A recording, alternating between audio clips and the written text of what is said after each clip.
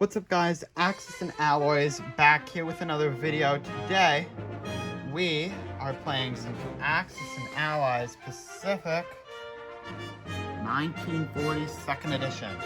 We have our tables all readied up, and we are going to be playing a solo game here. Hopefully the lighting isn't too terrible here. Just going to go over a couple rule changes and we'll start showing some round recaps. You'll notice the yellow pieces. These I used in my Global War 1939 YouTube war. These are normally represent Axis miners, but they're going to represent some Japanese troops in Japan. They're going to slowly be phased out as more Japanese troops perish, but I thought, we'll add a little bit of color to the board. The board's a little dim, a little dark, so, add a nice bright yellow. Mix it up, throw some color. We're house ruling in a French infantry in French Indochina.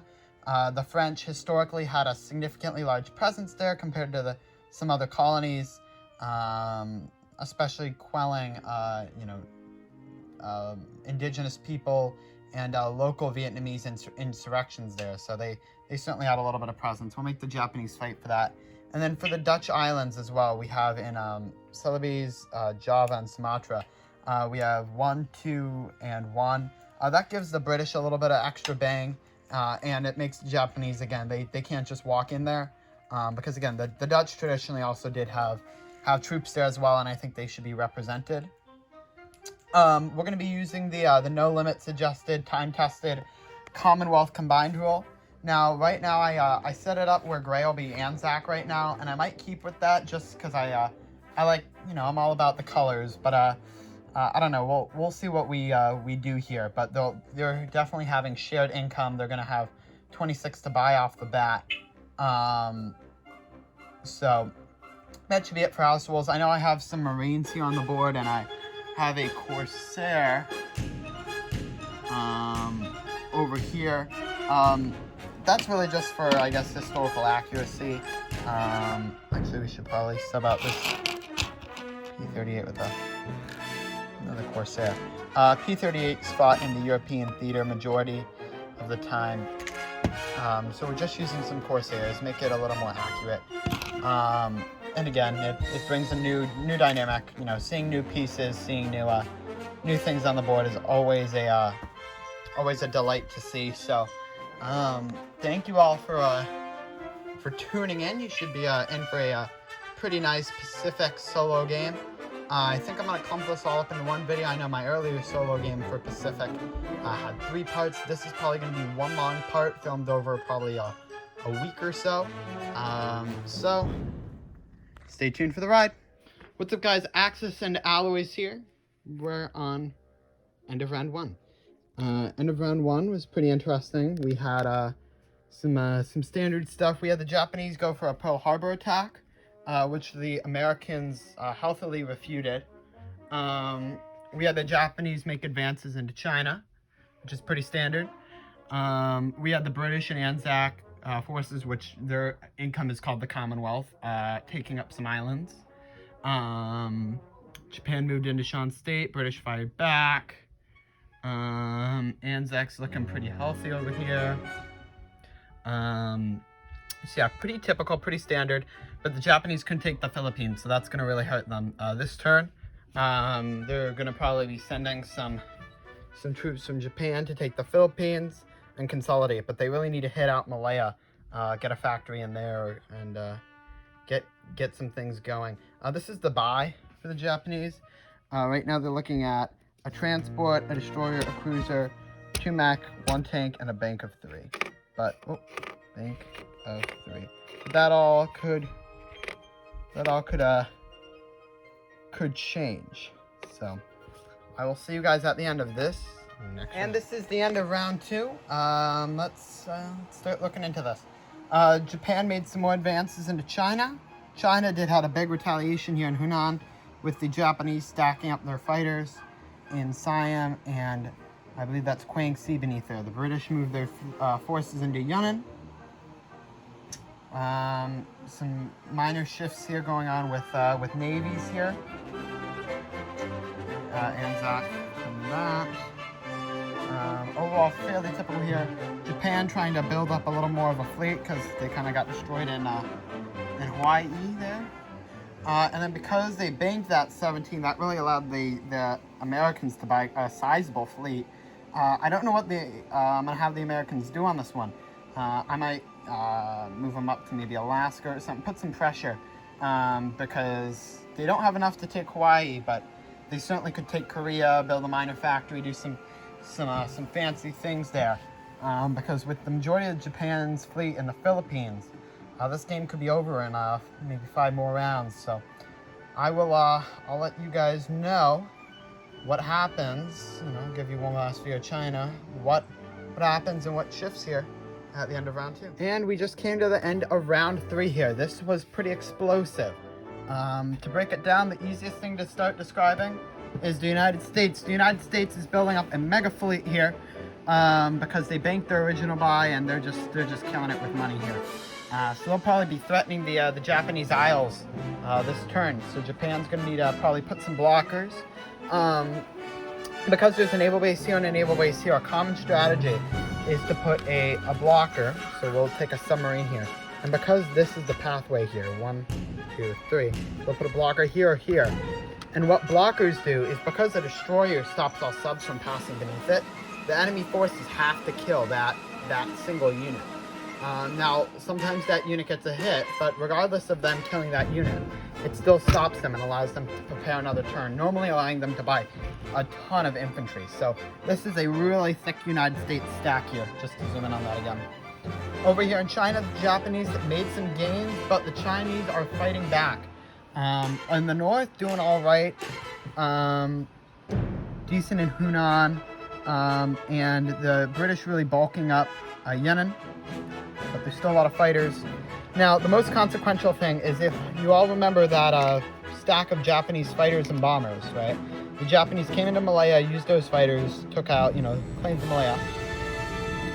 But the British launched a last-ditch effort using their 2 fighters, TACs, and a couple tanks and mechs, and they took all of that out, leaving. They only had a tank and their 2 fighters and TAC left, but the Japanese got some pitiful rolling, and so that really did a number on the Japanese Air Force here. So although they're trying to rebuild their fleet here, the Americans are coming. The majority of their fleet's down here. So on this, they can't attack India. So they're going to need to try to push in here or take some money islands, which is why they have that cruiser and transport there. And they're fighting in China, but it's not looking too good already at the end of round 3 here because the Americans are doing great. The Japanese fleet's down here. And you have there's so many resources, but so many planes have already died. So it'll be really tough for the Japanese to rebound from this one. But I'll keep you posted at the end of round 4. And so begins another round. Finished. I don't even know where to begin here. The Japanese decided to form a defensive barrier here. And let me just emphasize that these territories here are Japanese. Just in case anyone gets confused. I don't think you would, but I'll just pop some roundels there. Forming a defensive barrier here, pulling back a lot of things. But they're certainly very exposed. Kwangtung has been isolated off. They've captured the Money Islands successfully, but then they lost Malaya. British are building subs to take out this fleet. Anzac here is still holding on to a lot of their possessions, really haven't been in the war. The only Anzac unit that's died has been the transport destroyer, an infantry, and another infantry. The United States decided to take out the 2 infantry, anti-aircraft, and destroyer that was moved to the Caroline Islands. So now they're in range of Japan. Their other fleet is in range of Japan, and I mentioned it, a blocker has came into play here. They built 9 subs because the Japanese are going to need a lot of firepower to stop this.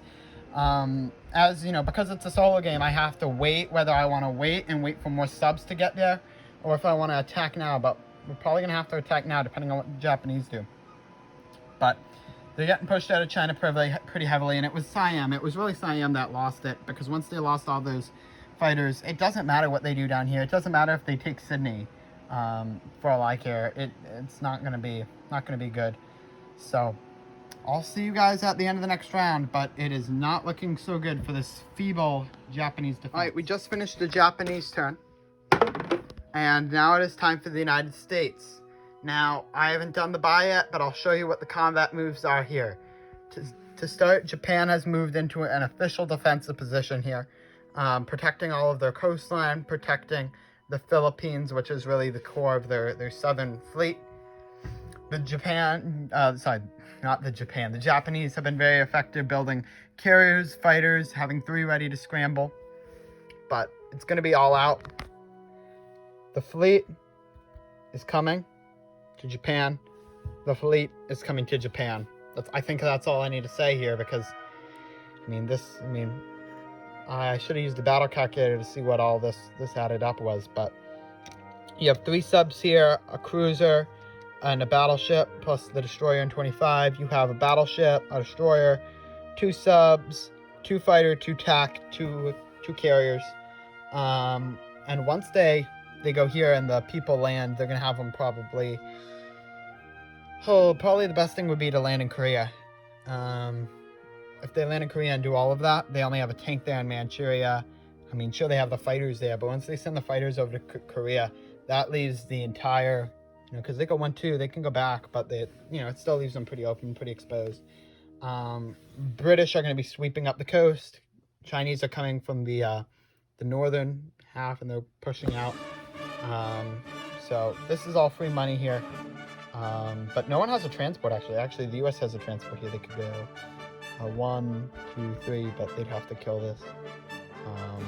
1, 2, 3. So this will probably be up to Anzac to take it.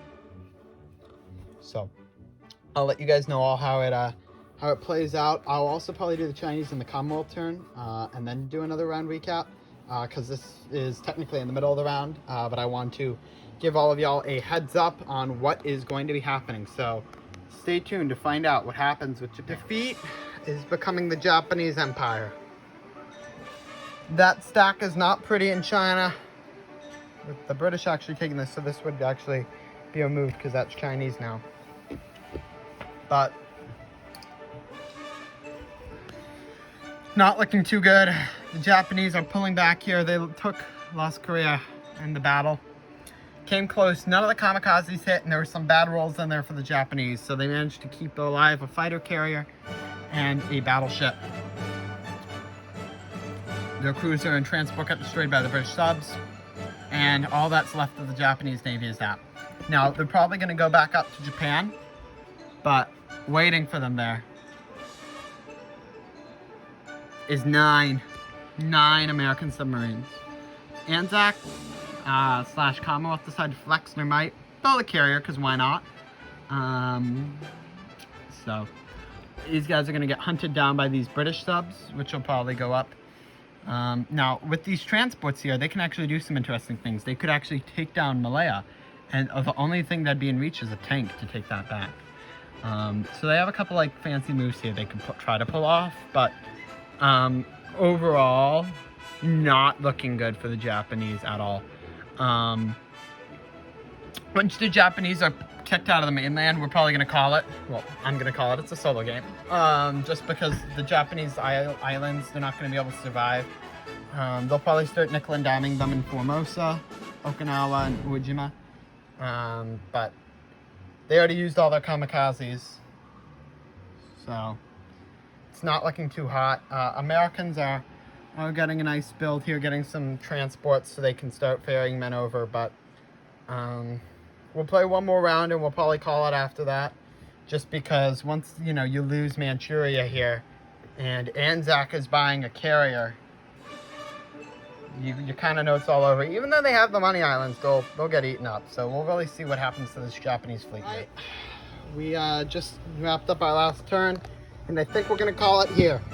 We have the British. They built some transports. Each of these guys are going to come out here and here and here, and move up and take out the Japanese here. We take New Guinea, move this in the Philippines. Obviously, take Philippines back. Subs can go up here. Doesn't matter. They can build a ton of destroyers, and the Japanese actually won against the 9 destroyers. But all of this taking out I mean, you know, we'll be dramatic here. You know, we'll just push it all in. I don't think the Japanese are going to be able to take that out. And the Americans here, they're going to come in and do that, and they're just going to keep funneling. It's just a funnel. They have another battleship, and they're just going to keep pumping in troops. It looked gloomy for the Japanese, and, you know, a really smart Japanese player could probably rebound it, but in a solo game, it's getting a little late. I think I'm filming, I think this entire game has been filmed in one day.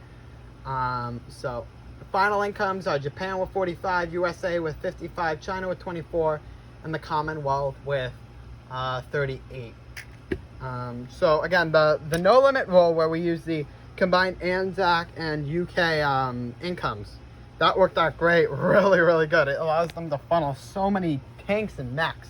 So no limit, if you're watching, massive success. The extra infantry in French Indochina and the Dutch infantry here, I think maybe not needed. I think maybe the French one was useful, but it really hindered the Japanese, I would say, and especially not taking the Philippines. If you're going to attack the USA, you got to take the Philippines. You got to be successful, even though they had great rolls against the battleship, but they also went all in here into Hawaii and Pearl Harbor. So that's something to keep in mind. You know, as a USA player, they can rebound really quickly. So maybe you don't even involve them into the war, because this is Pacific, remember? So in a global game, you know, you might want to, you know, wait a little bit, or maybe not, you know, but you gotta decide certain things. Certain things are a little tricky, like a J3 or J4 might be a little more practical. In Pacific, I tend to play a little more aggressive with the map and try to go after some things. So really great job as the Allies. I really capitalized on the tanks and the mechs there, and that was really what won the day for the Allies. You know, Japan, they don't need to drop the bombs. They don't need to island hop. They've you know, recognized defeat, especially in China. And I'm sure at this point Russia would have beaten back the Germans and be invading Manchuria right now. So really good game. Glad to do a nice solo game. Good weekend to do it. So thank you all so much for watching. I'll probably have another solo game of something up, or another review, or I might get another YouTube war going with another Axis and Allies content creator. So thank you all so much for watching. Have a great rest of your day. This is Axis and Alloys signing off.